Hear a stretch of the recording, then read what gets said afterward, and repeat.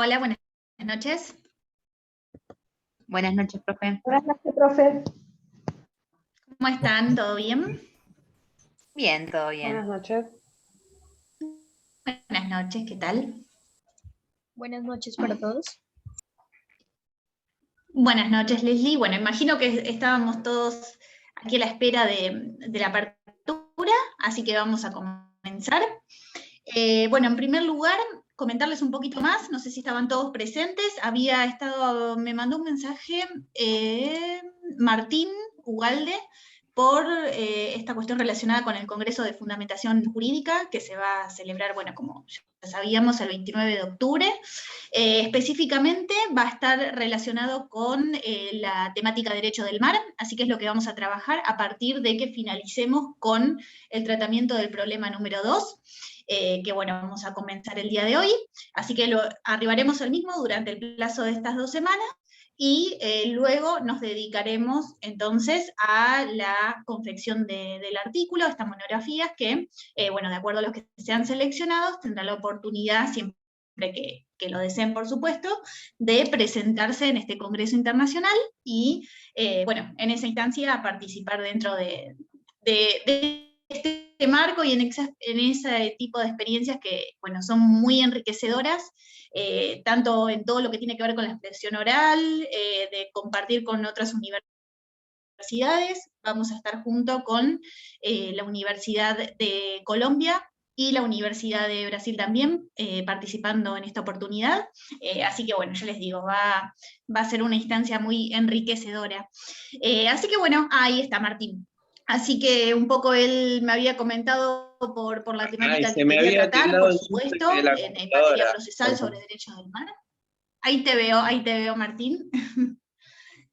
Así que bueno, quédense tranquilos que vamos a hacer, por supuesto, unas clases introductorias sobre la temática, sobre, bueno, cuestiones específicas que hacen a la actualidad, cómo se desarrolló el derecho del mar evolutivamente, el rol de la CONVEMAR, bueno, cuáles son las instancias actuales, la jurisprudencia que existe también, bueno, tanto actualmente como la que se ha desarrollado a lo largo del tiempo, pero bueno, eso lo dejamos para dentro de 2 semanas, que es cuando finalmente trataremos dicha cuestión. Bien, vamos a empezar entonces con el problema número 2. Hoy imagino que habrán podido entregar el problema número 1, así que vamos a comenzar en la misma línea. Bueno, voy a compartir el problema, primero lo vamos a leer entre todos. Bien, ¿lo pueden ver? Sí. Sí. Bien. Bueno, hoy voy a probar a ver si con la cámara prendida no se corta y podemos llevar a cabo la clase. Si no, por supuesto, me avisan y bueno, lo vamos viendo y vamos charlando sobre el acto. Bien. Para la resolución de este problema vamos a tratar específicamente los temas de inmunidad estatal y responsabilidad internacional, ¿sí? Vamos a los hechos específicamente sobre los cuales trabajaremos. Por supuesto, ya está en el campus subido el problema para que lo tengan, y hoy terminaré de subir, bueno, la totalidad de bibliografía complementaria para tratarlo, así cuentan con todo el material junto con el PowerPoint, así lo tienen como guía para resolver. Bueno, empiezo. Dice, hechos. En marzo de 2021, la Embajada del Estado de Marcovia, ubicada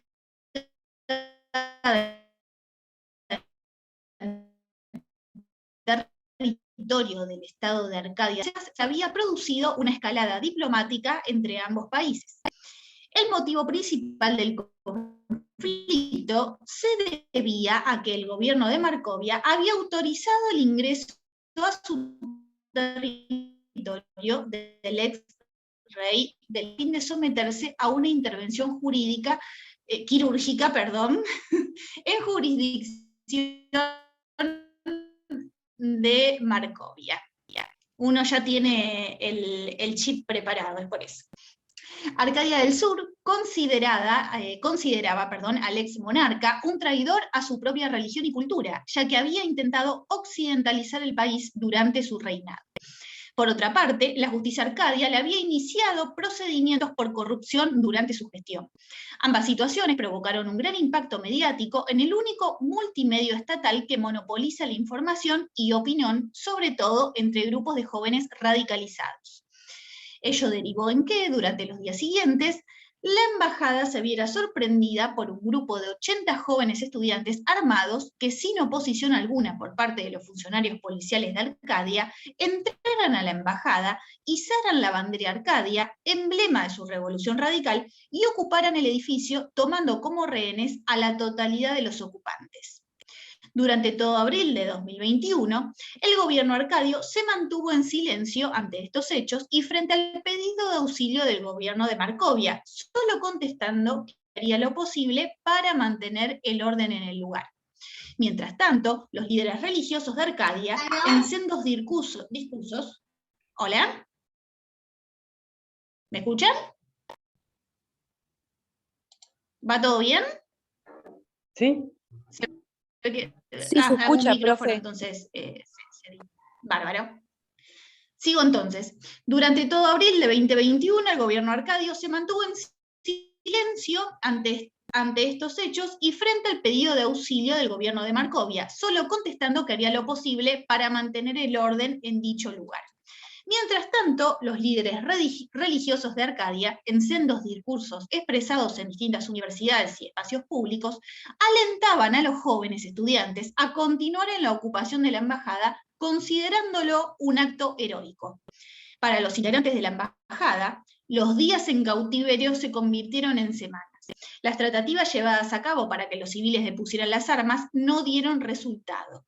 El movimiento revolucionario mostraba a los rehenes con los ojos vendados, a la población local y a las cámaras de televisión.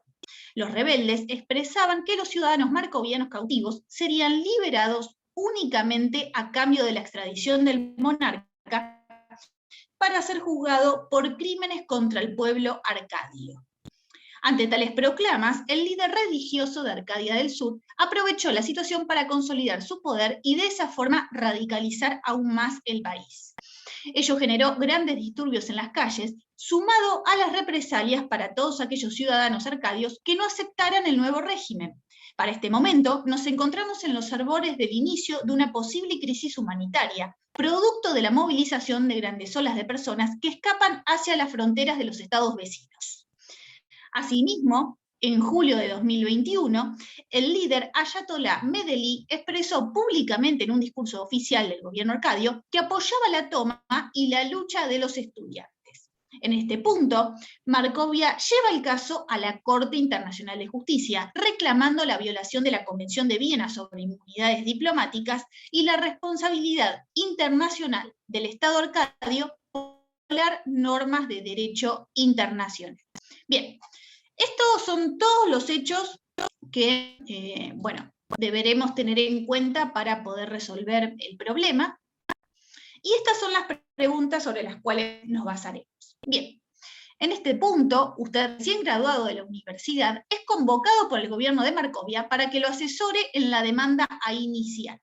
Redacte un informe que contenga una opinión jurídica fundada en las normas aplicables, costumbre internacional, jurisprudencia y doctrina, incluyendo los siguientes puntos.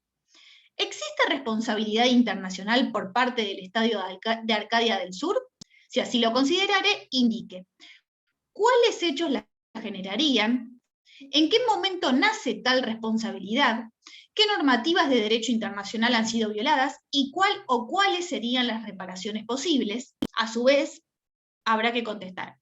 ¿Podría Arcadia contrademandar a Markovia por haber brindado protección al ex rey Arcadio? En tal sentido, ¿ello implicaría haberse entrometido en los asuntos internos de Arcadia? Y como última pregunta, ¿puede el caso llegar ante algún órgano de las Naciones Unidas? Mencione cuáles, y en cada caso fundamente y comente a qué tipo de solución podría llegarse. Bien, estas son las preguntas a resolver en base a los hechos y, bueno, lo que comenzaremos a hablar a partir de hoy en las próximas clases.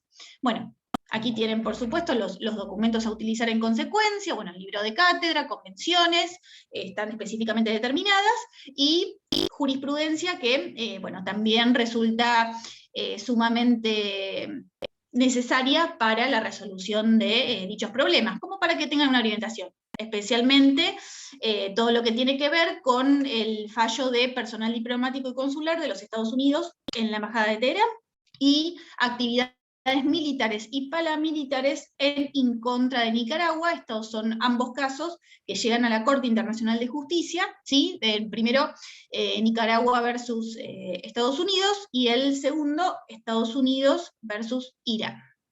Bien.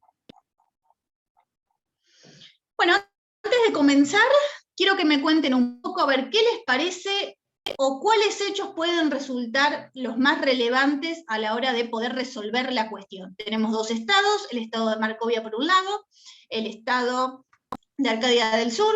Los hechos se suceden en el estado de Arcadia del Sur, específicamente la embajada de Markovia, que se encuentra en dicho territorio, donde un grupo de estudiantes, ¿sí? Un grupo de civiles, que podemos decir tienen una somera organización o ciertos ideales en particular, deciden tomar la embajada de Markovia en dicho territorio, y bueno, dentro de este marco tienen a los funcionarios, al personal administrativo, al personal diplomático, todos aquellos que se encontraban dentro de la embajada, bueno, prisioneros debido a esta situación que consideran legítima, bueno, conforme este supuesto, podemos decir, esta supuesta ayuda que Markovia le otorga, si así ustedes lo consideran, al rey, ex rey del estado Arcadio, ¿sí? Por exiliarlo en su territorio. Específicamente se encontraba para llevar a cabo una intervención quirúrgica. Pero bueno, veremos en definitiva finalmente qué sucede. Bueno, ¿qué opinan al respecto? ¿Cuáles pueden ser los hechos más relevantes? No sé si lo están viendo ahora en la computadora. Yo, profe, opino que los hechos más importantes, el más importante de todos es la toma de rehenes. Y después todos los hechos que Bien. desencadenan de eso. Muy bien. Y en temas, sin haber visto los temas hasta este momento, en cuestiones de responsabilidad internacional, más de responsabilidad que en materia de inmunidad, también creo que podemos llegar a una previsión al respecto en base a lo que hemos visto hasta este momento. ¿Qué opinan en base a lo que ya hemos charlado de las temáticas que hemos abordado?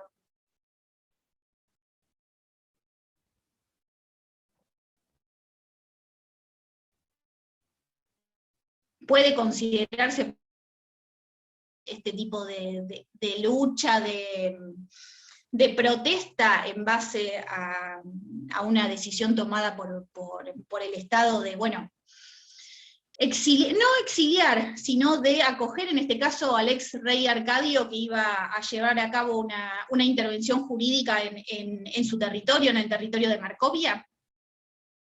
¿Creen que puede estar legitimado por el derecho internacional? Se escuchó medio entrecortada la pregunta. Si puede, la pregunta...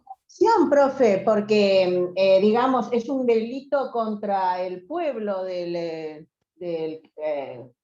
pueblo que Arcadia, ¿no? Al pueblo que él gobernaba, así que corresponde sí o sí la extradición por ese tipo de delito.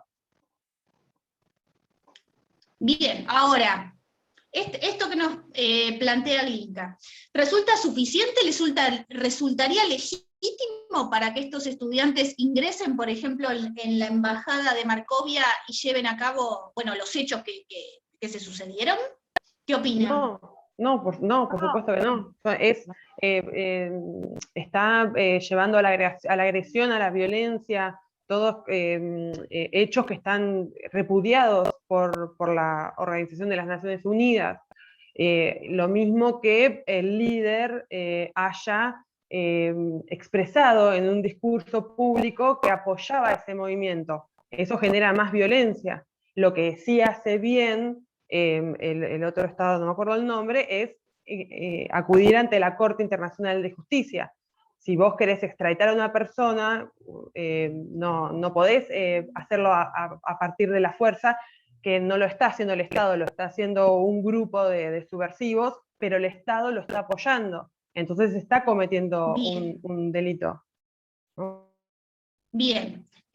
Es muy importante todo esto que plantea Macarena, porque desde allí, y justamente lo que veremos el día de hoy, hablaremos de en qué caso justamente se genera responsabilidad internacional por parte del Estado frente a hechos llevados a cabo por particulares, porque acá estamos hablando de personas que no resultan ser funcionarios ni que pertenecen al gobierno arcadio como tal, no son funcionarios que lo representan, sino simples civiles que toman una embajada. Así que muy bien lo que plantea Macarena. Priscila sí que levantó la mano. Buenas tardes, doctora. Bueno, buenas noches.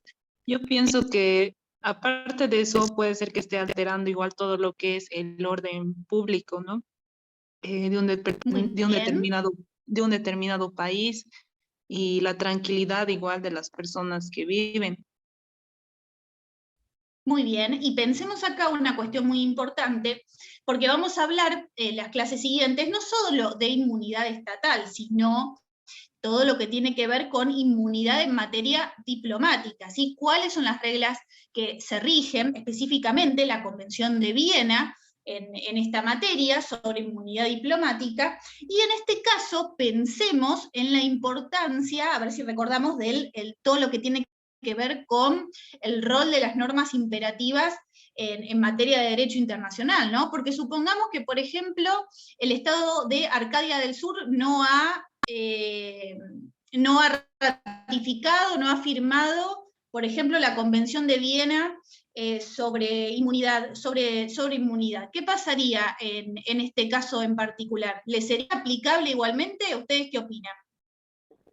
Sí, yo creo que sí. Primero porque ya es una norma de ius cogens la inmunidad diplomática, no es necesario que haya ratificado la convención para que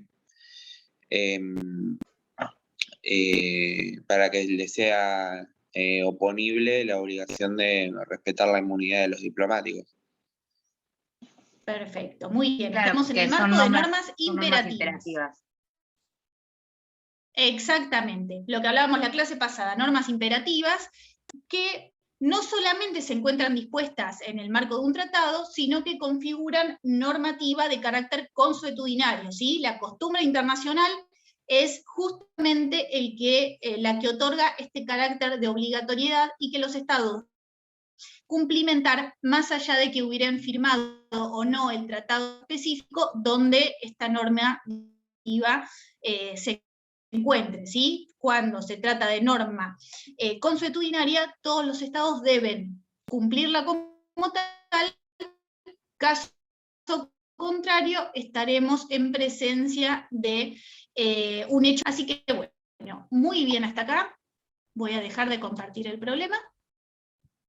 Y ahora vamos a compartir el Power para charlar en base a todas estas cuestiones el día de hoy.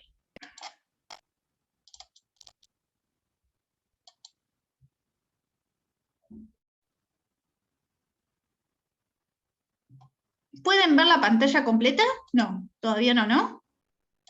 No. No, Ahora completa sí. no se ve el Power. ¿Ahí? Sí. Yo la veo Sí, ahí completa, sí. pero por ahí. Sí, bárbaro. Bueno, ahí se muy ve bien. completa.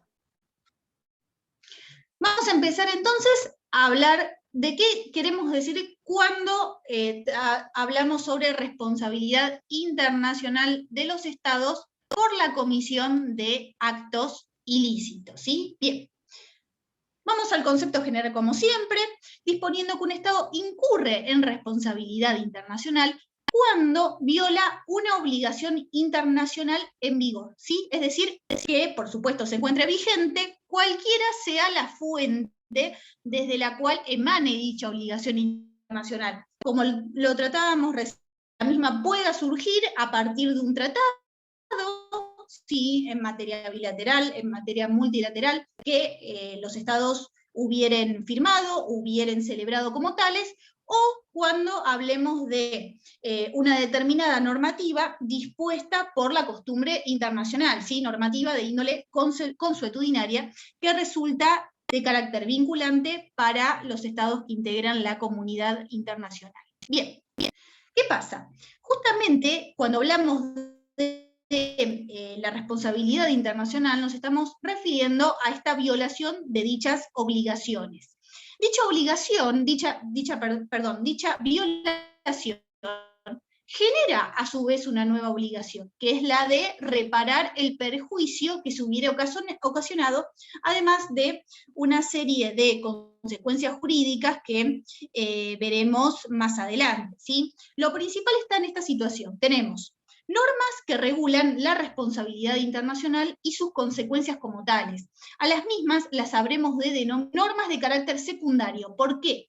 Porque estas normas van a operar justamente a partir de la violación de una norma primaria, ¿sí? Una norma que una determinada acción, una determinada conducta que el Estado debe llevar a cabo frente a una determinada situación, frente a un determinado hecho, y que no lo hizo como tal, entonces, frente a esta situación, se crea esta norma secundaria, este deber de responder como tal frente al daño, al perjuicio que se le pudiera haber ocasionado justamente a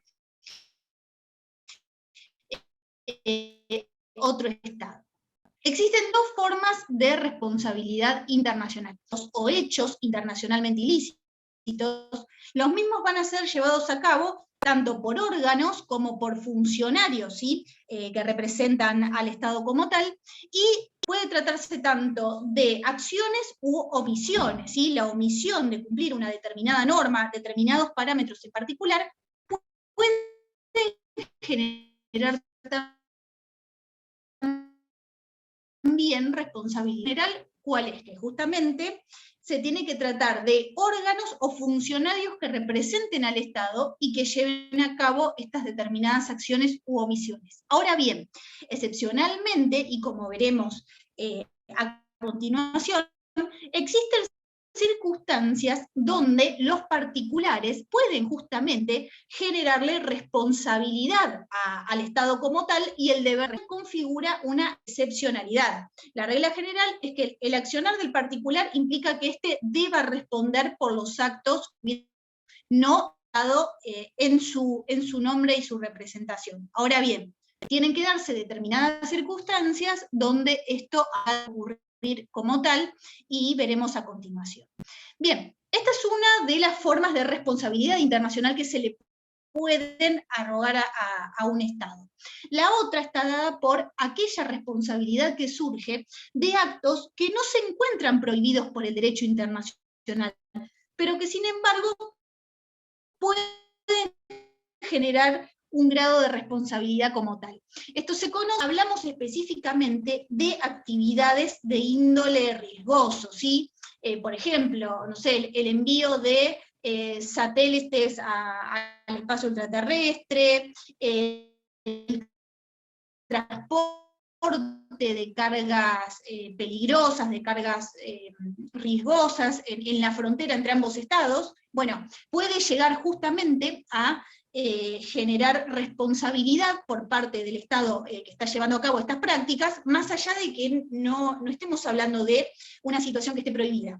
Hace unos meses, no sé si habrán escuchado, por ejemplo, que se había generado incertidumbre acerca de, bueno, dónde iba a caer finalmente material de un satélite chino, que bueno, no recuerdo finalmente dónde cayó, pero bueno, había, más allá de que por supuesto estaba controlado y bueno, cuestiones internas de por medio, justamente era una incertidumbre a ver a dónde ese material del satélite iba a caer y en qué territorio, ¿no? Porque bueno, puede ser que no esté controlado, que algo falle, que no caiga en el mar como generalmente ocurre en estos casos, lo haga en el territorio de otro estado, y justamente, bueno, eso genere determinados daños que, por supuesto, el Estado propietario de bueno, dicha tecnología habrá de tener, por supuesto, que responder en consecuencia. Bien. Antes de hablar de los elementos justamente que integran a la responsabilidad internacional, vamos a hablar un poquito de qué forma se gesta esta normativa en el derecho internacional y el rol que ocupó y que ocupa hoy en día. Tengamos en cuenta que la CDI, la Comisión de Derecho Internacional, al momento de su creación, ¿sí?, fue cuando, bueno, en el marco de la creación de esta normativa, que luego se presenta a la Asamblea General, que es justamente la encargada, bueno, ya hablamos de la Asamblea General, la que reúne a todos los miembros de la comunidad internacional, donde se debate justamente, se debaten las normas, que luego son presentadas como tales, y que surtirán efectos a partir de la aprobación bueno, la cantidad de estados que requiera para poder entrar en vigencia un determinado tratado, además del resto de cuestiones, ¿no?, que se debaten en este marco. Bueno, la Comisión de Derecho Internacional, justamente en el año 2001, lo que hizo fue presentar, ¿sí?, un tratado relativo a la responsabilidad de los estados, a fin de que, bueno, se debatiera en dicho marco, en el marco de la Asamblea, y bueno, sí, ratificaciones necesarias e entrar en vigencia.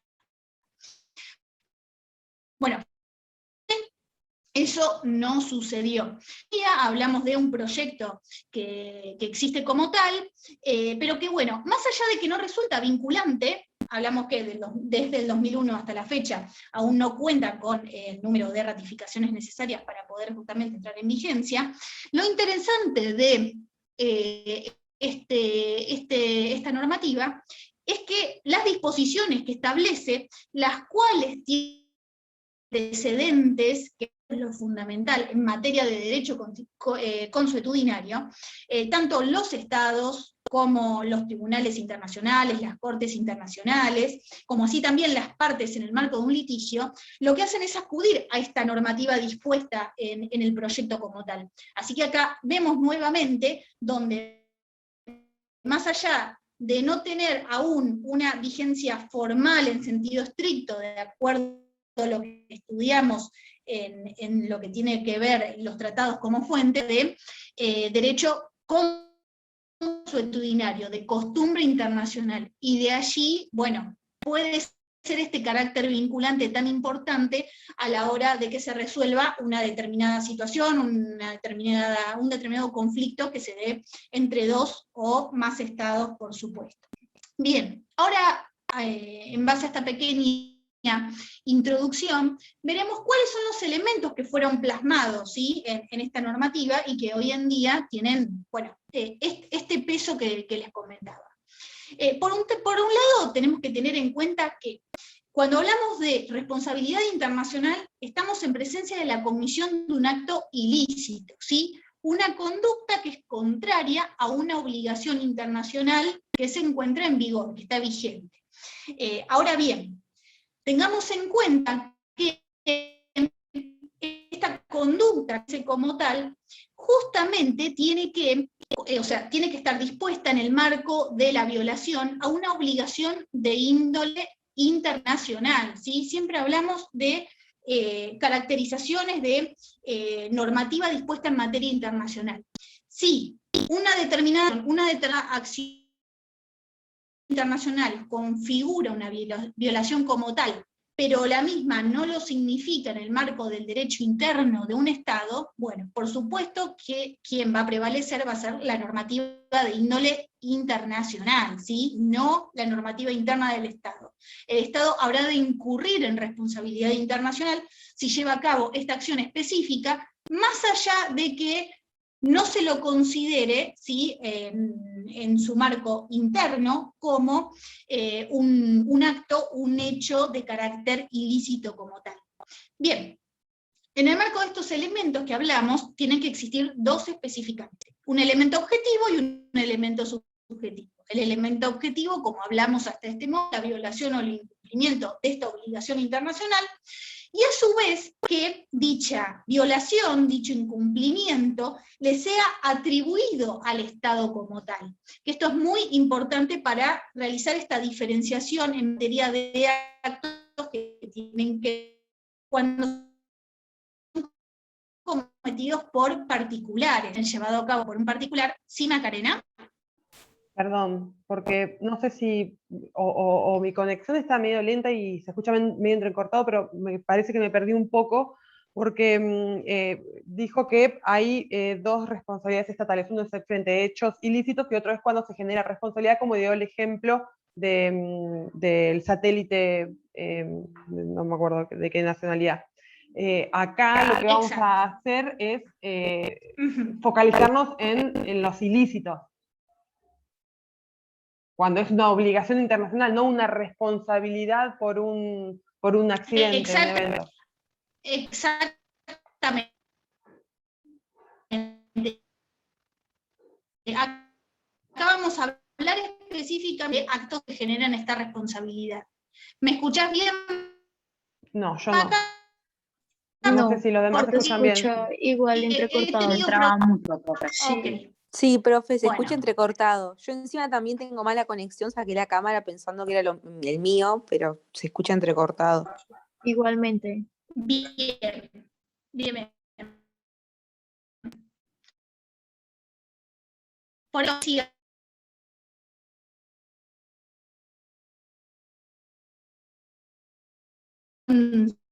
soy mala con los nombres, para atraer mejor la señal del Wi-Fi, pero veo que no está funcionando. ¿Ahí me escuchan mejor sin la cámara prendida? Esta última parte de lo que dijo Sí. sí se escuchó, lo ¿Un poco anterior. mejor? Bien, Sí, sí, bueno, se escucha entonces, mejor, profe. bárbaro, entonces me quedo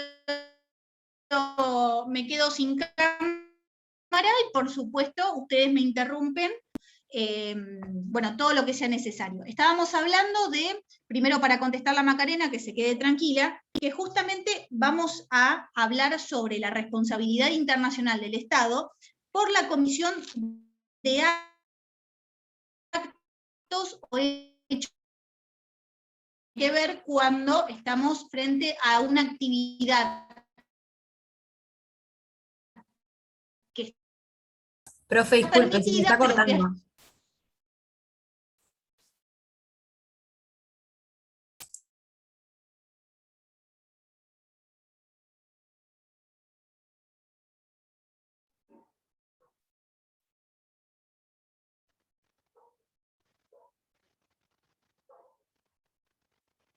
Yo desactivé la cámara para ver si se escucha, pero no. No, no se escucha. Creo que se le cortó ahora. ¿Me Sí, pero escuchan seguimos ahí? viendo. Ahora sí. ¿Ahí me escuchan? Sí. Sí. Sí, ahora sí. Bien. Bueno, hablo un poco más lento y cualquier cosa me van interrumpiendo. Lo que les comentaba en este momento, que Macarena había preguntado, era acerca de qué tipo de responsabilidad internacional vamos a hablar hoy en día, y en ese aspecto específicamente sobre la responsabilidad internacional del Estado por la comisión de actos o hechos ilícitos, no en base a la responsabilidad por acciones, conductas que están permitidas, pero que pueden generar igualmente responsabilidad al ser justamente actividades de índole riesgoso. Esa no la tratamos el día de hoy, y sí todo lo que tiene que ver con justamente la violación de una obligación de índole internacional. ¿Hasta ahí? ¿Venimos bien? Sí, sí, sí. Perfecto.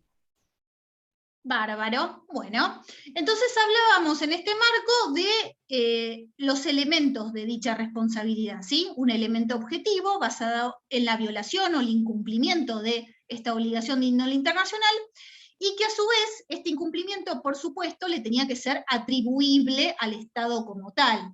Y en consecuencia hablamos acerca de la diferenciación de, bueno, las actividades, la acción, ¿sí?, ilícita llevada a cabo, los delitos cometidos por particulares, y frente a qué casos implican o no responsabilidad internacional del Estado del cual este sujeto resulta ser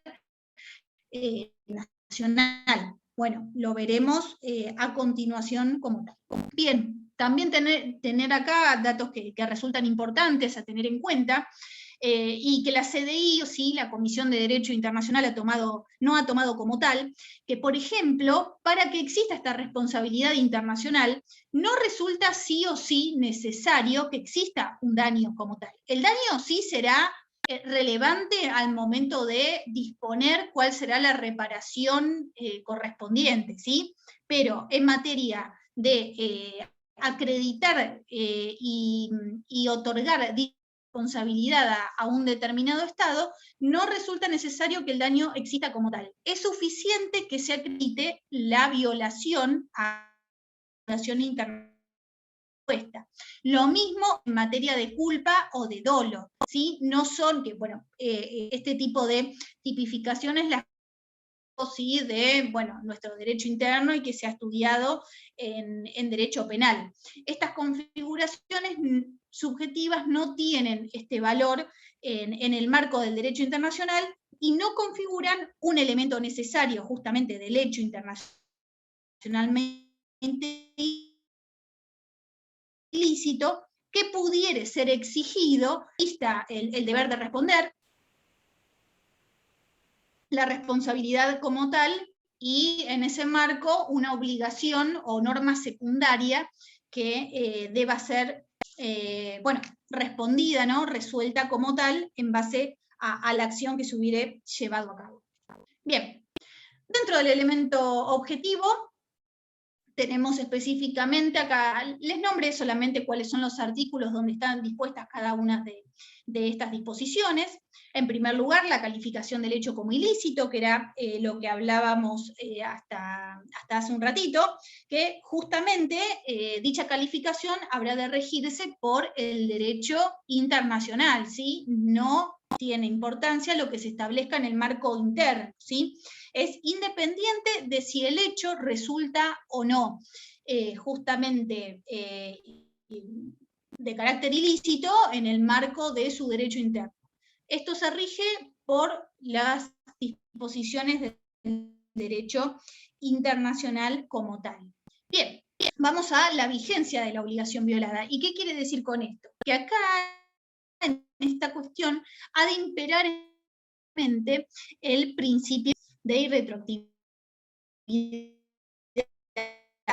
que justamente bueno, lo que implica es que una determinada circunstancia, una determinada acción, un hecho llevado a cabo por el Estado en una determinada circunstancia en particular, justamente no constituirá una obligación, una violación, perdón, de una obligación internacional, a menos que justamente el Estado se hubiere hallado previamente obligado, conforme, ya sea en el marco de un tratado, o que exista costumbre internacional previa a la comisión del acto, que implicará que resulta responsable frente al acto que hubiera llevado a cabo. Pero la regla general es el principio de irretroactividad como tal. Y después tiene que ver, otro dato muy importante, el tema de la extensión en el tiempo de la obligación violada en este caso. Bueno, puede tratarse de un hecho sin carácter continuo, o sea, un hecho que se da específicamente y se produce, ¿sí?, la violación acaecida en el mismo momento en que se genera esta obligación de responder como tal. Un ejemplo clásico es, bueno, un Estado lanza un misil al buque de guerra de otro Estado en el alta mar. Bueno, ahí, en el mismo momento en que se produce el lanzamiento del misil, se está, por supuesto, violando una obligación de índole internacional que genera automáticamente la responsabilidad del Estado de responder como tal frente a la acción que cometió. Nos referimos a acciones, sí, o circunstancias donde la violación se extiende durante todo un periodo de tiempo, ¿sí? La violación se da mientras dure la totalidad del hecho que lo ha generado y por su acción internacional que se hubiera dispuesto. ¿A qué hacemos referencia acá, por ejemplo? En bueno, el delito de desaparición forzada de personas, ni más ni menos, ¿sí? O la toma de rehenes, como en el caso de nuestro problema. Acá estamos hablando de hechos que son de carácter continuo. Y justamente, bueno, por ejemplo, en el caso de lo que tiene que ver con la desaparición forzada de personas, la misma continúa en ejecución, ¿sí? La violación de la obligación internacional continúa en ejecución del acto, justamente hasta, por supuesto, el momento en que se conoce el destino, se establece el paradero de la persona. Y después, por supuesto, tenemos aquellas obligaciones de prevenir un acontecimiento determinado, ¿sí? Acá tenemos una obligación específica de prevenir un determinado acontecimiento, un determinado hecho o acto que el Estado debe prevenir y que tiene que ver, en este caso, con el deber de cuidado, ¿sí? De que no se produzca el hecho como tal. Ante una omisión, por ejemplo, podemos estar en presencia de un deber de responder, ¿sí? Una responsabilidad internacional como tal. Volvamos un poco al problema número 1, donde justamente, el problema número 2, perdón, donde el Estado de Markovia, que era lo que planteaba, pretendía un auxilio del Estado de Arcadia del Sur frente a esta situación que se estaba viviendo como tal. Y Arcadia planteaba que, bueno, estaba haciendo todo lo posible para que, la situación cesara. Quedará en ustedes ver o no si esta obligación de prevenir este hecho que se había ocurrido, tanto desde primera instancia, ¿no? Cuando los estudiantes ingresan a la embajada, siendo que había el policial Arcadio que justamente tenía el deber de cuidar las instalaciones de la embajada y que no fuera ida, o sea, que se ingresara ilegítimamente como tal, y eso no ocurrió. Entonces acá tenemos un deber de cuidado que no se está cumpliendo como tal y que puede generar, eso lo dejo a criterio de ustedes, en consecuencia, responsabilidad internacional. Bien, ahora vamos a ir al elemento subjetivo, que tiene que ver con, esto que hablábamos al principio. Frente a qué circunstancias justamente este acto, este hecho violatorio, le es atribuible al Estado como tal para que le genere responsabilidad internacional. Bueno, en primera instancia, por supuesto, que el acto fuere cometido por un órgano del Estado, ya sea un órgano, funcionario público o agente del Estado como tal, ya sea que representa al Poder Ejecutivo, al Poder Legislativo, al Poder Judicial, o actúe, ya les digo, en representación como funcionario del Estado. Un ejemplo acá está dado por el fallo Lagrán, donde llega a la Corte Internacional de Justicia. En este caso se trataba de 2 hermanos, esto se da en el año 1982 en Estados Unidos. Eran 2 hermanos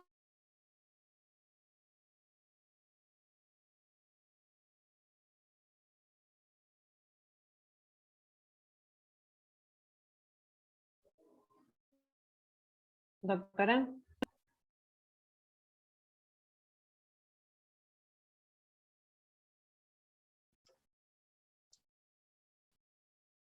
Creo que se le cortó la conexión. Nuevamente.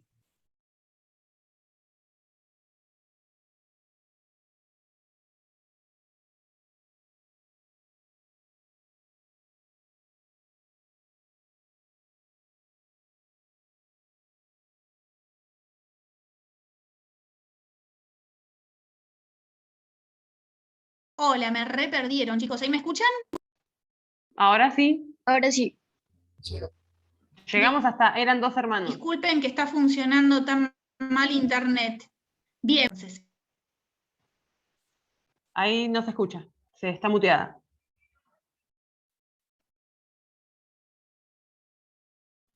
Ahora sí, ahora no era culpa de internet, era yo. Es la tecnología.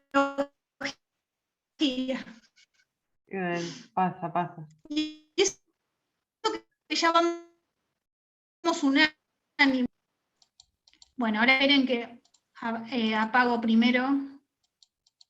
Pero che, qué desastre, perdónenme, chicos. Ahí está, así no se corta. Bueno, espero que no se corte, por supuesto me avisan nuevamente. Hablábamos de los hermanos Lagrange. Esperen que veo el chat, a ver si tenemos una pregunta. Sí, ya envió. Disculpen, una cuestión técnica del campus. Envío mi mail. Priscila, igualmente también podés enviarlo por el campus, por ambos, no, el campus, perdóname. Es enviarlo, sí, a mi mail y yo se lo transmitiré al doctor Mariano. Bien. Hablábamos entonces de los hermanos Lagrange, que justamente, bueno, no sé si llegaron a escuchar a la parte de que habían asaltado el banco en Estados Unidos, y ellos, bueno, en el marco del robo, matan al gerente del banco. ¿Qué había sucedido entonces? La nacionalidad de la y abierto, ya uno de ellos se le había dispuesto la pena de muerte como tal, se había ejecutado la pena de muerte, y en ese marco interviene el Estado de Justicia, solicitando en este caso, bueno, una medida provisional en materia procesal, porque, bueno, directamente se había dispuesto en este caso la ejecución de ambos hermanos. ¿Qué sucedió? La Corte Internacional hace lugar a estas medidas provisionales solicitadas y dispone en este caso que el gobierno, bueno, en el marco de su jurisdicción en la que se estaba dando este proceso judicial, no debía alterar la situación del imputado, es decir, garantizar que este señor, que era Walter Lagrange, no fuera ejecutado, mientras que la Corte Internacional de Justicia no hubiera dictado su fallo en consecuencia y previamente tratando el fondo del asunto. Bueno, más allá de esta disposición de la Corte Internacional de Justicia, no se cumplió esta medida y este hombre resulta finalmente ser ejecutado en las circunstancias de la pena de muerte que se le había dispuesto. Bueno, acá justamente tenemos un hecho que es Estados Unidos, ya que la Corte Internacional de Justicia había dispuesto la toma de determinadas medidas que finalmente no se cumplieron como tal, ¿sí? Que debían resolverse previamente. Bueno, al no cumplirse esta obligación dispuesta, se genera responsabilidad internacional que los Estados Unidos debieron cumplir en consecuencia. Bien, vamos a el segundo motivo por el cual justamente el Estado puede ser atribuido de responsabilidad internacional. Cuando el acto es cometido justamente por una persona que no pertenece a un órgano del Estado, no resulta ser un funcionario público, pero sin embargo está facultado para ejercer justamente atribuciones que son del poder público, está facultado por el Estado. Acá vamos también a ver específicamente un ejemplo que se da en los Estados Unidos y que tiene que ver con, más que nada, las cárceles también, pero los centros de seguridad privada donde hay justamente, bueno, sistemas de empresas de seguridad privada que se encargan de la vigilancia en las prisiones, ¿no? He visto documentales al respecto relacionados con donde hay personas que ingresan ilegalmente al país. Bueno, generalmente este tipo de centros de detención están a cargo de empresas de seguridad privada, que más allá de que resultan ser empresas de seguridad privada, justamente ejercen facultades que son públicas, ¿sí? Como la detención y la disciplina, una vez dictada una condena judicial en consecuencia, por ejemplo, pero que son atribuciones que son de carácter público, y las está llevando a cabo un marco privado, una empresa de seguridad privada, siempre, por supuesto, con la autorización previa del Estado. Pero todos aquellos tipos de violaciones que puedan darse en este marco, delitos que puedan cometerse como tal, resultan ser de responsabilidad del Estado si se sucedieran como tal, porque estos privados actúan, ¿sí?, por un poder investido por el Estado, ¿sí? Entonces ello genera responsabilidad internacional como tal. Bien, vamos al siguiente punto. Que el acto justamente sea cometido por un agente u órgano de otro Estado puesto a su disposición. Esta es una situación, no es tan común, se da específicamente en materia más que nada de cooperación entre estados. Un ejemplo que existe al respecto, que es bastante simple, no se da mucho, pero que tiene que ver en el estado, en Persia específicamente, donde el caso es el caso Chevreau, donde un cónsul británico había quedado a cargo del consulado de Francia, ¿sí?, en este territorio, y lo que había sucedido era la pérdida de documentación importante en este marco que, bueno, requería responsabilidad internacional por parte del cónsul británico que había perdido tal documentación. Pero bueno, se trataba de cuestiones de cooperación específica entre estados que después se termina resolviendo en el marco de un laudo arbitral que quedó ahí porque se trataba de cuestiones diplomáticas, pero hablamos de este tipo de cooperación que pueden, por supuesto, generar responsabilidad internacional entre estados, pero que tienen otros mecanismos, por supuesto, de solución como tal. Bien, vamos al siguiente. El siguiente punto está referido a cuándo de personas que actúan de hecho, esta es la característica, por o bajo o control del Estado, ¿sí? Lo que vamos a decir en materia general, como lo planteado es que no responde por los actos de los particulares, ¿sí? Bueno, ahora veremos frente a qué circunstancias los pueden responder frente a la comisión de determinados actos, delitos cometidos por civiles, por grupos de personas. ¿Por qué? Principalmente en este caso, porque existe una relación de hecho entre ambos, y eso hace que la conducta le sea atribuida al Estado como tal.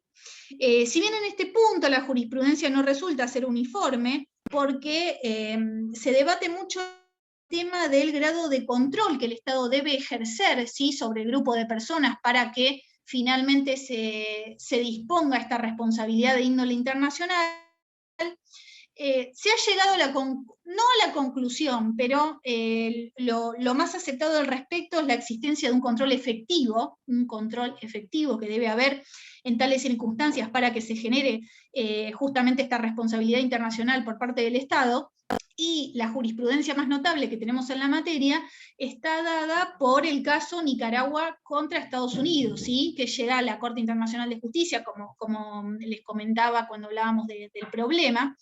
Y en este caso, esta situación se da específicamente en el año 1984, donde, bueno, nos encontramos de una guerra civil en Nicaragua, donde estaba el grupo de los contras, el grupo de los contras revolucionarios, que, bueno, justamente se los acusaba de la comisión de violaciones tanto a los derechos humanos como al derecho internacional humanitario. Este grupo tenía por finalidad derrocar a Nicaragua, y bueno, justamente el caso llega a la Corte Internacional de Justicia, ¿por qué? Porque Nicaragua quería probar dentro de este marco que los Estados Unidos habían tenido una participación junto con los contras, en este caso, habían prestado apoyo a los contras para que justamente, bueno, llevaran a cabo estas acciones tendientes al derrocamiento del Estado de Nicaragua en ese momento. Así que, bueno, esa era la finalidad. Lo que estableció la Corte Internacional en este caso fue que se le atribuyó responsabilidad porque justamente había cuestiones de planificación, de dirección y apoyo a estos operativos que se había probado, las fuerzas estadounidenses habían llevado a cabo en el marco de este proceso, no se pudo finalmente probar que las violaciones a los derechos humanos y al derecho internacional humanitario que sí se habían llevado a cabo no configuraron específicamente acciones que se les pudieran otorgar como tales a los Estados Unidos, que después, por supuesto, son planteados frente a la Corte Penal Internacional, que son, la Corte Penal es quien posee jurisdicción para entender en la comisión de crímenes internacionales, como veremos en la segunda parte de la materia, pero que implican, otro marco de discusión y de, tratamiento y, en todo caso, sanción de estos civiles, de estas personas, si se prueba y se configura que han cometido crímenes internacionales como tales. Acá hablamos de la Corte Internacional de Justicia, quienes pueden llegar, como lo hablábamos en la clase pasada, los estados son quienes litigan en el marco de la Corte Internacional de Justicia, y bueno, en este caso, Nicaragua, contra Estados Unidos, frente a estas acciones de dirección, de planificación, que había llevado a los contras y, los hechos que se produjeron luego en consecuencia. Bien, vamos al siguiente punto. Que el Estado reconozca, atención acá, atención para el problema, reconozca y adopte como propio el comportamiento de determinadas personas ajenas a él. Bien, esperen que me faltó el anterior, pero vamos a hablar de este. El Estado reconoce y adopta como propias el comportamiento de determinadas personas que son ajenas al Estado, es decir, que no resultan ser funcionarios, no son órganos, no lo representan como tal, pero sin embargo adopta las acciones que van a cabo como propias. Bueno, acá vamos a hablar específicamente del caso de personal diplomático y consular de los Estados Unidos en la Embajada de Teherán. Justamente en este caso la Corte Internacional de Justicia consideró que en ese momento el líder Ayatollah Khomeini, él reconocía que justamente es un caso muy similar al que nosotros estamos viendo, un grupo de estudiantes que toman en ese momento la Embajada de Estados Unidos, también con fines políticos, en este caso la que se habían tomado. En una primera instancia no se realizaron acciones efectivas para que finalizara dicha toma, y posteriormente el líder, en este caso, que con posterioridad llega al poder y se convierte en gobierno oficial como tal, lo que hace es aprobar, ¿sí?, alentar las acciones llevadas a cabo por este grupo de estudiantes, y finalmente se lo atribuyen como propio del Estado iraní, que era quien se encontraba en este momento acciones violatorias a las obligaciones internacionales dispuestas en el marco de la Convención de Viena, ni hablar de los derechos humanos y de todo el contexto que implica en consecuencia.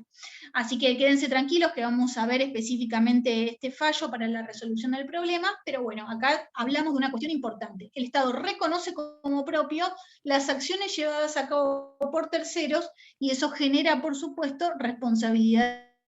Consecuencia. Vamos al punto anterior, que nos había quedado ahí pendiente, relacionado con que el acto es cometido por un particular también, que es ajeno al Estado, pero que ejerza de hecho funciones públicas en ausencia de autoridades oficiales y en circunstancias que requieran el ejercicio de tales funciones. ¿Qué quiere decir todo esto? Bueno, también tenemos un caso específico que se da para que lo podamos entender, y que tiene que ver en el caso Jagger contra Irán, también se da en este caso, donde la cuestión resuelta en este caso por un tribunal arbitral, tribunal de reclamos entre Irán y los Estados Unidos, se da específicamente la situación, donde, ¿qué había ocurrido en este caso? Bueno, las personas que ejercían funciones de inmigración y aduana en el marco del aeropuerto de Teherán habían ocupado dichos lugares una vez ocurrida la revolución islámica. Entonces, ¿qué generó esto? Esto se dio en el año... en ese momento toman el poder los guardias revolucionarios, se llamaban, quienes, bueno, luego de la revolución cometida como tal, ¿qué hicieron? Tomaron específicamente, represalia, podemos decirlo en este momento, hacia Jagger, que era un ciudadano estadounidense, que había sido expulsado por los guardias junto con su familia. Le habían dado solamente 30 minutos para que empacaran, o sea, guardaran todas sus pertenencias que tenían en su departamento. Luego lo llevan a un hotel donde, bueno, lo tuvieron un par de días, unas semanas en custodia dentro de ese marco. Posteriormente lo llevan al aeropuerto. En el aeropuerto le incautan todo el dinero que tenía esta familia, y posteriormente, bueno, son embarcados a un vuelo que tuvo destino, en este caso, a Alemania. Posteriormente, si bien Irán lo que hizo en el marco de este tribunal fue negar los hechos que se habían dado, principalmente porque indicaban que los guardias revolucionarios eran independientes del gobierno iraní. Acá estamos viendo, fíjense, una situación distinta antes. Acá no asumen como propios los actos cometidos por particulares, como se da en este caso, ¿sí? El Estado no lo toma como actos propios que le puedan ser atribuibles como tal, entonces generarle en consecuencia responsabilidad internacional. Pero en este marco, ¿qué pasó? El tribunal, ¿qué consideró? Que si bien los guardias no eran un órgano oficial en ese momento del Estado iraní, sus acciones sí eran atribuibles porque habían actuado de hecho, ¿sí? De hecho, en nombre del Estado. ¿Y qué lo habían hecho? ¿Y en base a qué circunstancias? Bueno, habían incautado el dinero de esta familia en el aeropuerto, y bueno, también habían desempeñado dentro de este marco funciones aduaneras o de seguridad del aeropuerto, porque estas personas embarcan posteriormente y son enviadas hacia Alemania. ¿Pero qué era acá la cuestión principal que se sucedía? Que justamente dentro de este marco no había, funcionarios iraníes que controlaran la situación. O sea, habían permitido que esto se diera de esta forma, ¿sí? Que estos particulares llevaran a cabo este tipo de acciones en el aeropuerto, sin contar con justamente, perdón que se me fue, justamente con personal idóneo, personal oficial que llevara a cabo este tipo de acciones. Por lo tanto, se consideró, frente a esta negligencia, esta omisión, pensemos nuevamente en aquellas acciones u omisiones que generan responsabilidad internacional por parte del Estado, ¿sí? Y cómo, bueno, finalmente esto configuró que el Estado iraní debiera responder ante esta situación planteada. Bueno, y por supuesto, tenemos como último punto que el acto sea cometido por un movimiento insurreccional que posteriormente llegue al poder de dicho Estado, ¿sí? En el marco de una revolución. Un poco también tiene que ver este punto con el problema, porque bueno, si bien podemos hablar de determinadas fuerzas que no, o sea, son revolucionarias, si toman el poder como tales, pensemos en, bueno, la situación que está sucediendo hoy en día, ¿no? Más allá de un ejemplo de jurisprudencia, lo que está sucediendo, por ejemplo, con los talibanes en Afganistán, ¿sí? Bueno, ni hablar de todo lo que implica en este marco, como siempre ya se los he reiterado en otras clases, la violación a los derechos humanos como tales, que resulta aberrante, los crímenes internacionales que ello implica, y cómo el Estado es pasible de justamente responsabilidad internacional en esta situación, más allá de la responsabilidad internacional que les inculcará a cada uno de estos sujetos luego frente a la Corte Penal Internacional, si es siempre que estos hechos, estas circunstancias llegan a dichas instancias jurisdiccionales en ambos marcos, bueno, por supuesto el Estado habrá de ser responsable como tal si se lo prueba en dicho marco, justamente porque son quienes actúan como fuerzas oficiales una vez que detentan el poder y llegan a tenerlo como tal y a representar al Estado como tal, más allá del mecanismo, ¿no?, por el cual hubieran llegado a hacerse del poder. Bien, vamos rápidamente, así lo terminamos hoy. Las circunstancias que excluyen la ilicitud, bueno, por supuesto el consentimiento, ¿sí? Si se tiene el consentimiento del Estado, de otro Estado, para que una determinada acción se lleve a cabo, por supuesto no vamos a estar en el marco de un hecho que genere responsabilidad internacional como tal. Un ejemplo al respecto donde tengamos en cuenta que las Fuerzas Armadas de un Estado no pueden ingresar, perpetrar en el territorio de otro Estado, ¿sí? y por ejemplo, realizar, no sé, prácticas con armas o cuestiones de ese estilo, si no cuentan con una venia, con una autorización por parte de dicho Estado en el cual estas fuerzas están ingresando para llevar a cabo esas prácticas.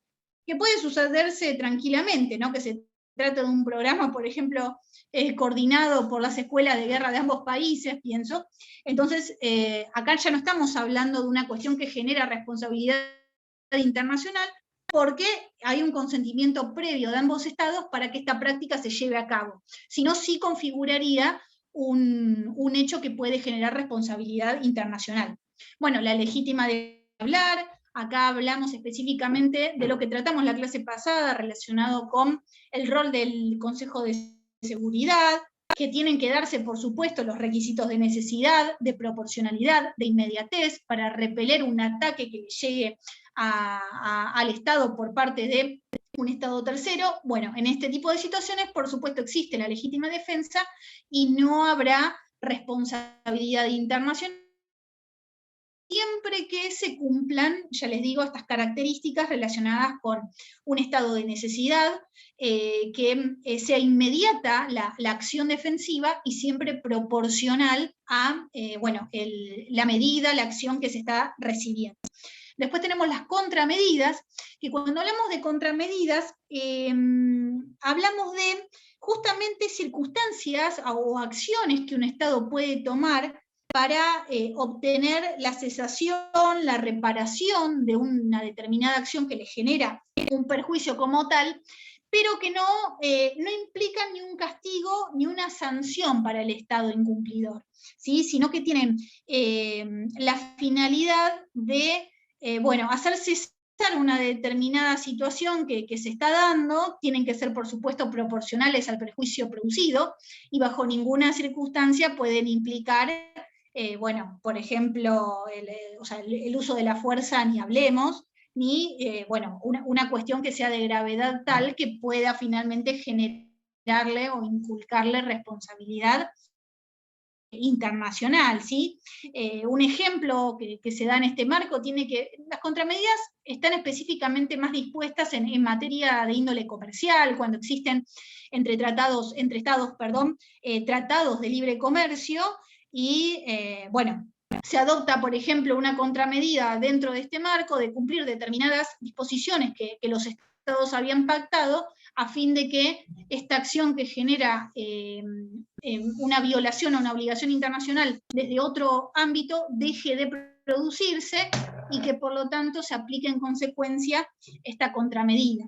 Bueno, por supuesto, en materia de fuerza mayor, acá tiene que darse una fuerza irresistible, un acontecimiento imprevisto, ¿sí?, que sean ajenos, por supuesto, al control del Estado, y que, bueno, justamente impliquen una materialidad imposible de poder resolver en otras circunstancias, y que impliquen que el Estado tiene que llevar a cabo, violar una obligación internacional dispuesta, pero siempre en el marco de un estado de necesidad, ¿sí? Lo mismo cuando hablamos de peligro extremo. Tienen que darse circunstancias particulares que justamente sean razonables y que tengan por fin, bueno, por supuesto, salvaguardar la vida humana de las personas que se encuentran, ¿sí?, a cargo del Estado como tal, y que estos hechos de fuerza mayor o de peligro extremo justamente pueden poner en peligro, ¿sí? Pensemos nuevamente en todo lo que tiene que ver con los valores fundamentales que hacen a la comunidad internacional,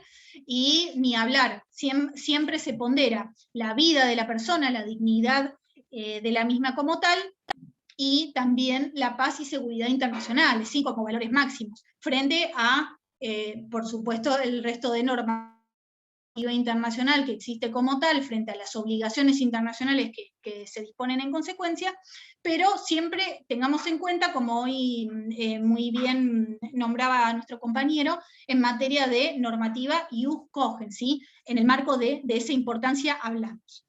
Y, por supuesto, en materia de estado de necesidad, es decir, cuando no existió otro medio para preservar un interés de índole esencial frente a una amenaza que generara siempre un marco de peligro grave e inminente que pudiera llegar a producirse de continuar esa circunstancia y que implican que el Estado deba actuar como tal.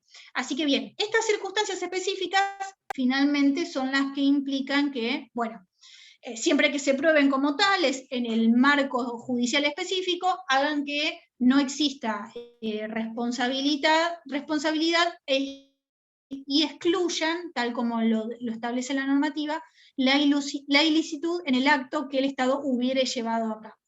Y vamos a ver por último cuáles son las consecuencias, ¿sí? De la responsabilidad internacional como tal, una vez que se dispone que el Estado ha incurrido en dicha responsabilidad.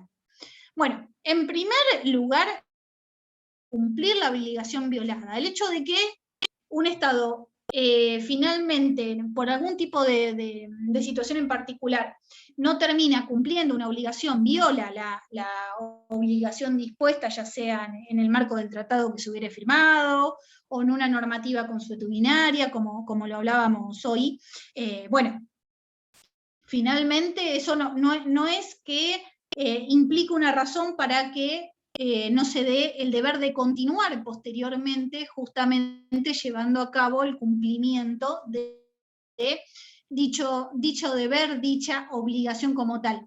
Un poco yo imagino que habrán hablado con Mariano, más que nada en materia de derecho de los tratados, ya que en el marco de que existen causales de suspensión, causales de terminación, que justamente hacen que un Estado esté facultado para suspender o para dar por terminado un nacional frente a la existencia de violaciones graves a los mismos que, bueno, hacen que el Estado finalmente se retire como tal. Y que puede implicar, por ejemplo, una contramedida, ¿no? Frente a una violación grave.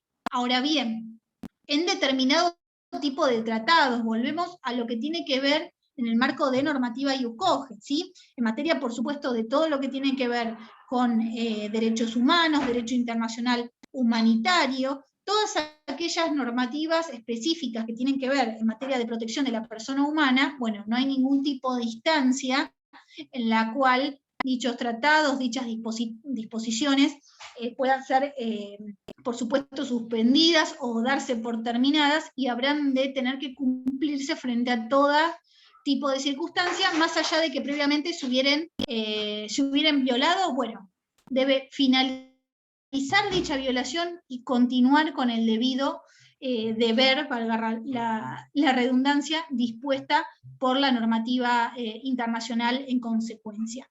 Bueno, por supuesto, la cesación de la ilicitud, el Estado se encuentra obligado a poner fin al acto ilícito en caso de que éste continúe.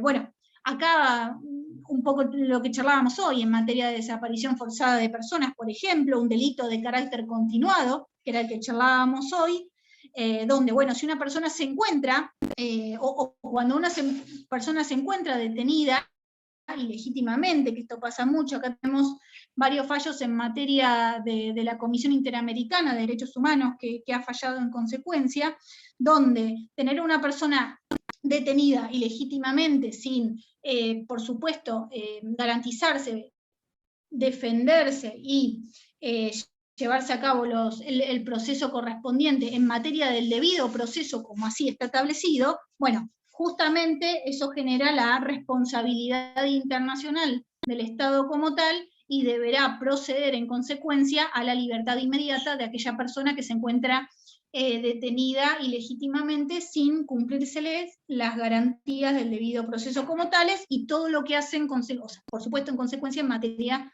de derechos humanos como tal. Por supuesto, las garantías de garantías o seguridad de no repetición. ¿Qué quiere decir esto? Bueno, garantías, esta expresión que habrá de dar el Estado, ¿sí? Estas manifestaciones en consecuencia de que, bueno, ya no continuarán realizando, no se realizará esta acción que fue violatoria de una obligación internacional como tal, que también puede implicar en más de las veces la adopción de medidas de carácter preventivo que tengan por finalidad evitar, ¿sí?, la repetición de la violación de esta obligación internacional que se hubiera producido en consecuencia. Y por último, lo que se considera no más importante, son todas consecuencias jurídicas importantes en esta instancia, pero de tener que ver con la reparación del prejuicio. Esta es la finalidad principal en el marco del proceso como tal, ¿sí? La Corte Internacional de Justicia ha establecido en consecuencia que la forma adecuada de reparación justamente ha de depender de las circunstancias concretas que tienen que ver con el caso, la naturaleza y el alcance del perjuicio como tal. Y frente a estas circunstancias, justamente hay tres tipos de reparaciones que se pueden dar como tal.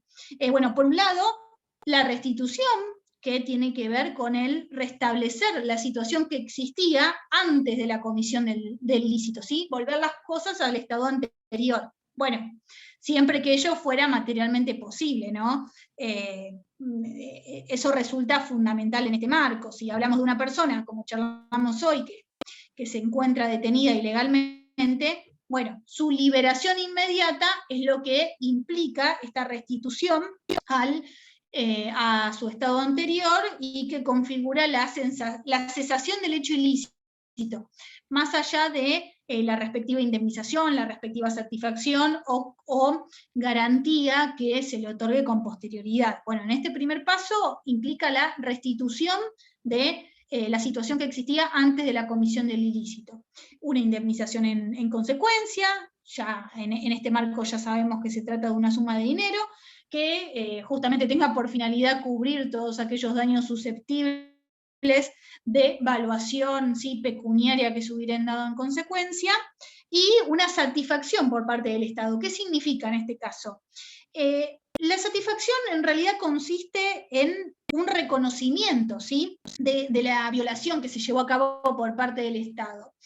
Una expresión de pesar, una disculpa formal que puede darse en el marco del perjuicio ocasionado que se hubiere, por supuesto, infligido, siempre que, bueno, esta satisfacción que establece la CDI al respecto, que no puede configurar una forma humillante para el Estado responsable, que bueno, esto puede generar un poco de polémica en cómo está establecido, pero bueno, este pedido de disculpas, esta expresión, esta aceptación de los hechos planteados, implican justamente, bueno, que se dé este reconocimiento a nivel público y que configure una de las características más relacionadas con la reparación del perjuicio como tal. Bueno, eso es todo lo que hace al panorama de lo que implica la responsabilidad internacional del Estado por la comisión de un hecho que configura una violación a una obligación de índole internacional. ¿Alguna pregunta, Macarena? ¿Sí? Sí, entiendo que la Corte Internacional de Justicia es como el órgano jurisdiccional que resuelve estos conflictos y que las consecuencias que va a llevar adelante son estas que acaba de mencionar. La pregunta es, si se mantiene ese incumplimiento o no se cumple con esas consecuencias, el órgano ejecutor de las medidas es el Consejo de Seguridad de la ONU. Maca, dijiste, ¿es? y terminó ONU. Me comí, o sea, faltó la pregunta en el medio. Se cortó porque ahí. Estudiando los órganos de la ONU, está el Sí, Consejo de Seguridad, que es el que tiene a su cargo llevar adelante las garantías de la paz y que no se pase la paz y a... seguridad, exacto, Exacto. internacionales. Y entiendo que es el único órgano que no solo da recomendaciones, sino que puede llevar adelante medidas de coerción, llevar adelante la fuerza para hacer cesar una situación. Entonces pienso... Puede llevar a cabo, sí. Pero no entendí la pregunta de la Corte Internacional de Justicia porque justo se cortó. Perdóname que te interrumpí. Está bien. Si la Corte Internacional de Justicia resuelve que un Estado sea penado con determinada consecuencia y el Estado no cumple con esa indemnización o no cesa con esa ilicitud o sigue incumpliendo esas obligaciones internacionales, ¿qué pasa? Bueno, gran pregunta, Maca, en consecuencia.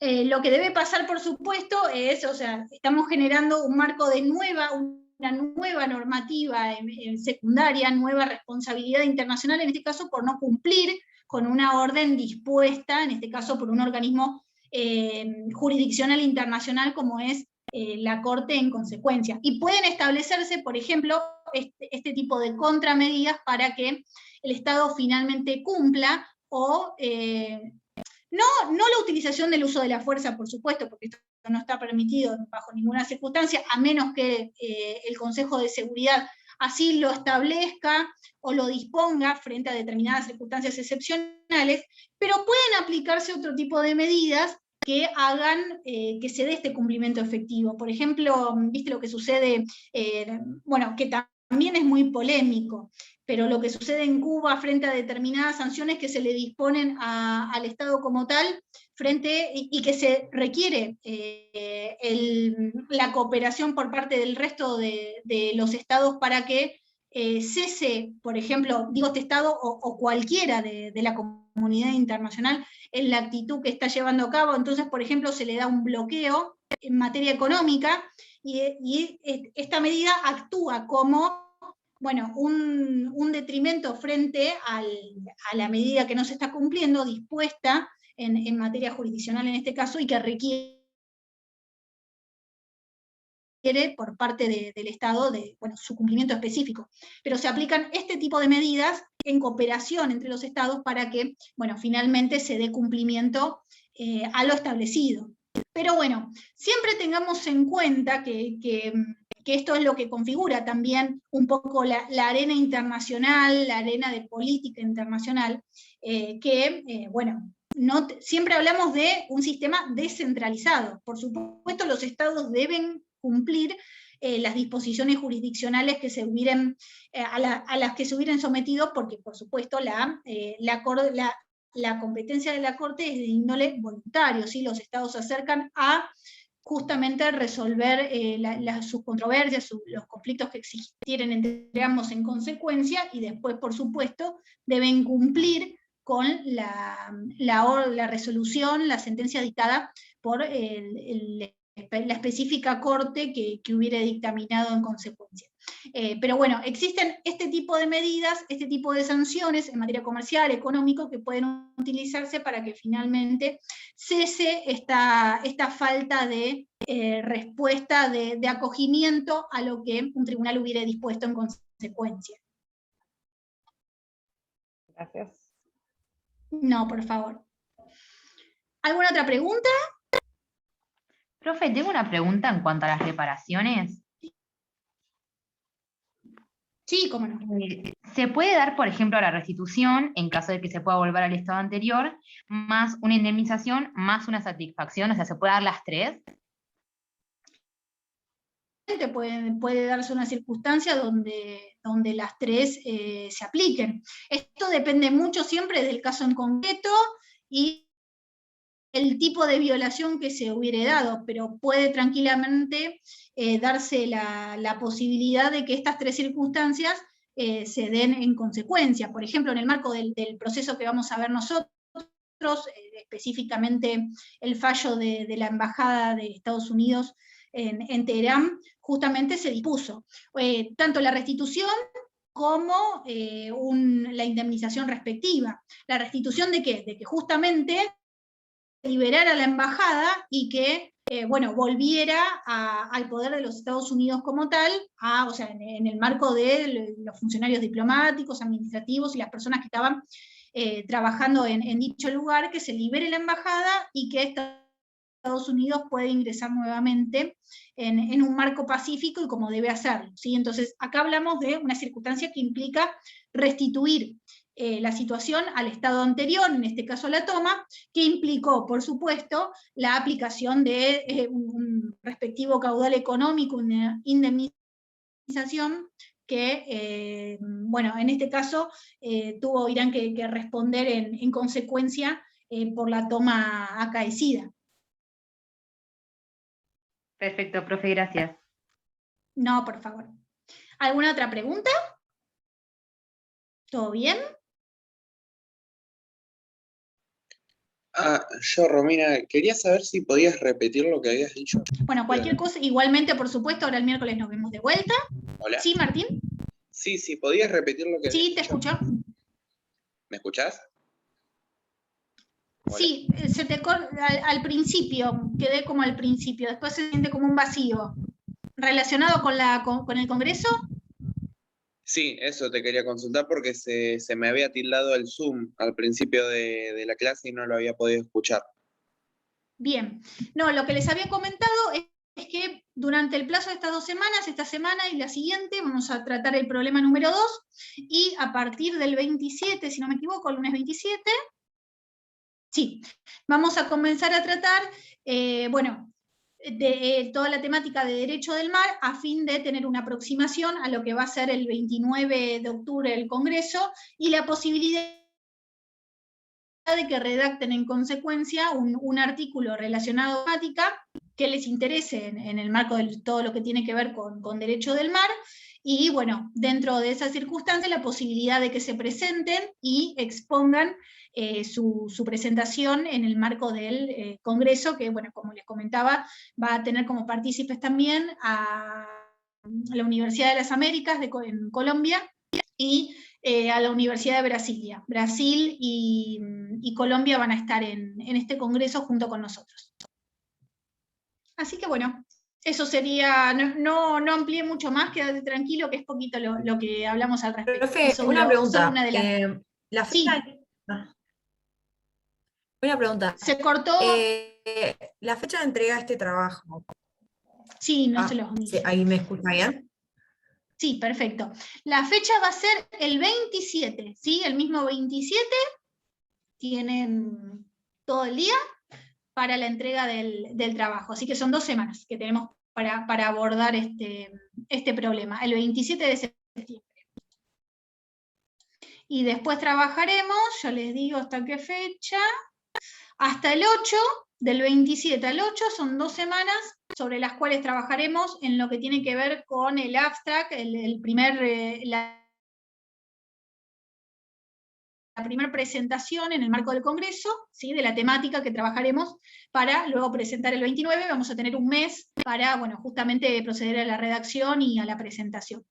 Pero bueno, ya para esa fecha tendremos una aproximación de la temática de lo que cada uno va a tratar y el resumen para ser presentado ante el Congreso, y que por supuesto sume un antecedente muy importante a su currículum en materia de investigación, que es la finalidad de llevar a cabo esta actividad. ¿Sí? En eso se va a basar esta actividad, que tengan esta experiencia de índole internacional, para todos aquellos que no tengan una previa práctica en materia de investigación, poder adentrarse, si es que por supuesto les interesa luego continuar en este camino, y a su vez contar con un antecedente importante que suma mucho a la hora de presentarse, ya sea en una beca de la Universidad Nacional de Mar del Plata, en una beca de índole, o sea, en otra universidad, una universidad internacional, becas internacionales, Leslie, por ejemplo, en su estado.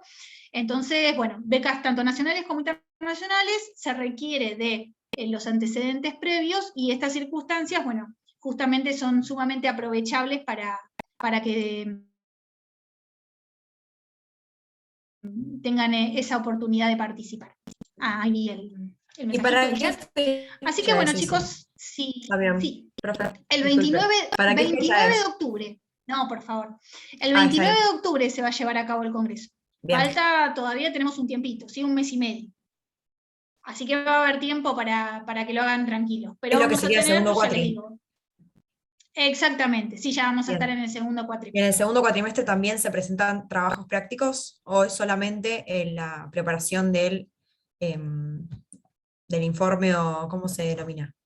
Del problema, sí, el informe del trabajo práctico. Sí. No, vamos a tener al ¿Cómo es la respecto, dinámica? vamos a tener esta presentación, un problema más, un trabajo más, y el trabajo final de presentación que puede configurar, justamente este puede configurar uno de los trabajos que puedan presentar al final de la cursada, bueno, como presentación final y que podamos ver en conjunto. No va a ser un examen formal, no se preocupen, sino una temática que a ustedes les hubiera interesado a lo largo de la cursada y que, bueno, justamente compartiremos entre todos a la hora de poder, bueno, de que finalice esta instancia. Bueno, ¿alguna otra pregunta? ¿Todo bien? ¿Ya está? Bueno, chicos, entonces los dejo que vayan a cenar tranquilos. Bueno, les deseo, ya finalizó el día, pero muy buen comienzo de semana y nos vemos entonces el miércoles nuevamente. Que descansen. Igualmente, gracias. Realmente. Muchas gracias, igualmente. Buenas noches. Profe, nos vemos. Buenas noches, hasta luego, profe.